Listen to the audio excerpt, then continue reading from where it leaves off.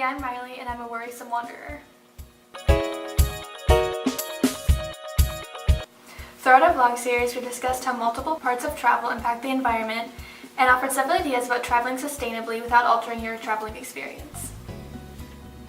This issue is important, not just to travelers whose time, experience, and money are at stake, but to organizations and businesses whose futures depend on travelers and their funds to continue promoting sustainable travel, from ecolodges to electric cars to public transportation and much more. This issue is also important to businesses and communities who base their economy on revenue. For local communities, a lot of them are supported by the work done by the ecolodges and are staffed by the ecolodges. There are also some local communities that are hurt by tourism businesses, especially those near some resorts. Even more important are the people who are suffering right now, us and future generations. The future generations will inherit the world we give them. And if our irresponsible choices, such as ignoring the signs of climate change, continue, there will be little future and world left to give them.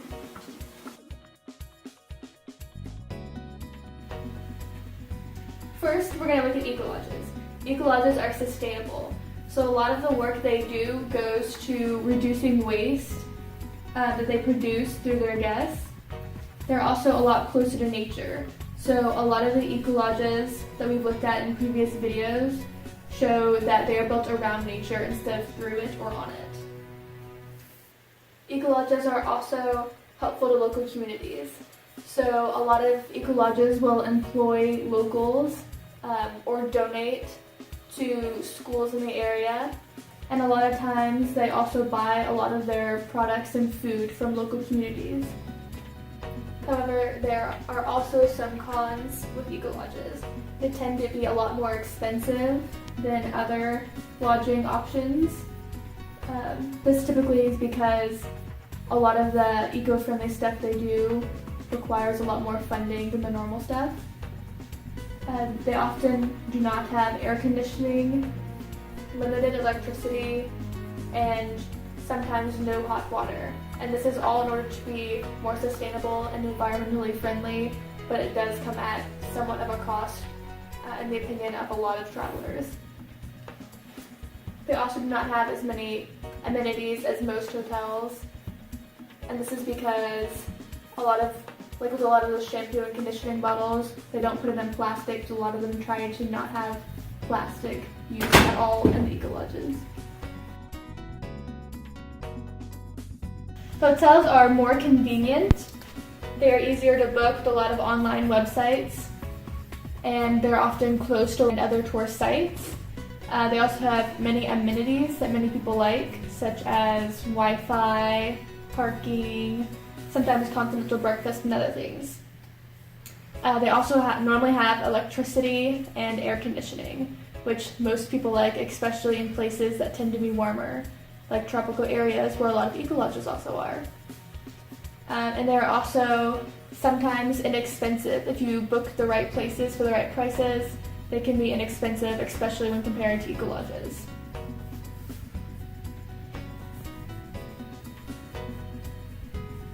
There are also a lot of cons that come with hotels too, though. They are not as good for the environment.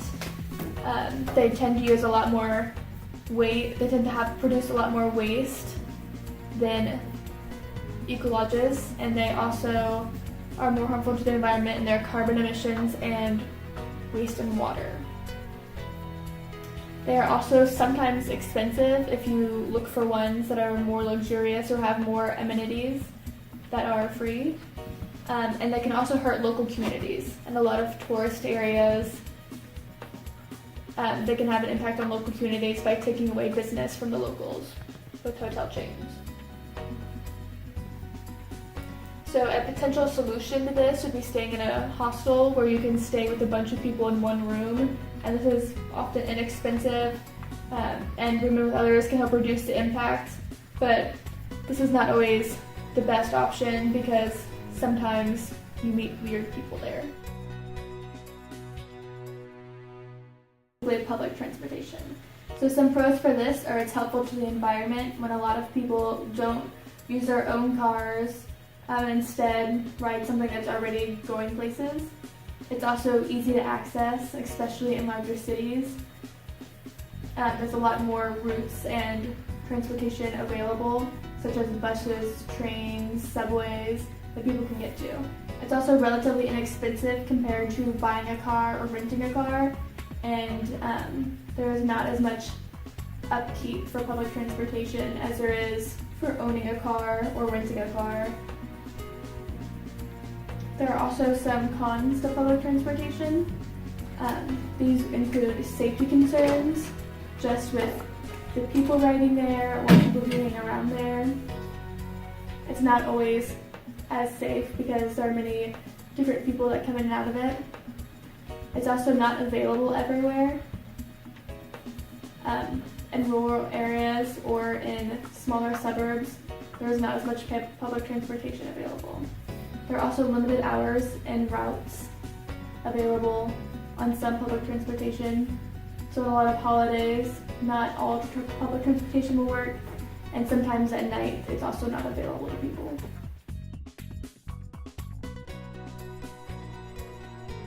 Looking at government regulations. Some pros for this are they have the potential to work.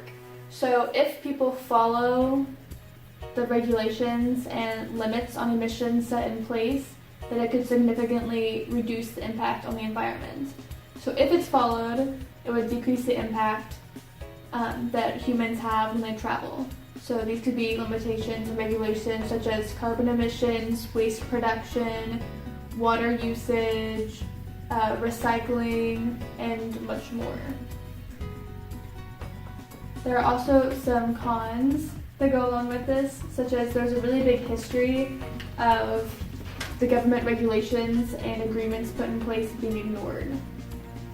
So even if regulations were put in place, it's not likely that they would be followed based on past precedent. Also, a lot of people, especially in the United States, feel that by putting regulations in place, it takes away their freedom to choose whether or not they are environmentally friendly. The other option we have is doing nothing. Some pros for this are no work and all the luxuries you could want. So all the AC, water, waste you can produce, just having everything you want. Just going for it. And then some cons of this are the mass extinction of animal species and sea species, which is already occurring, as many species are dying thanks to changes in climate, and especially in the seas, changes in the pH level of the ocean. Also increased extreme weather, so extreme heat and extreme cold, along with more massive tsunamis and bad weather and thunderstorms. And then, as always, more global warming. So whether or not you believe global warming is real, the Earth is heating, so at the very least it'll be doing that. And then also, last but not least, we'll be ruining the world for future generations. So the things we do now are going to impact the future of the world, whether or not we live to see it. So the world and the choices we make now will impact future generations and the world they get to see. Happy travels!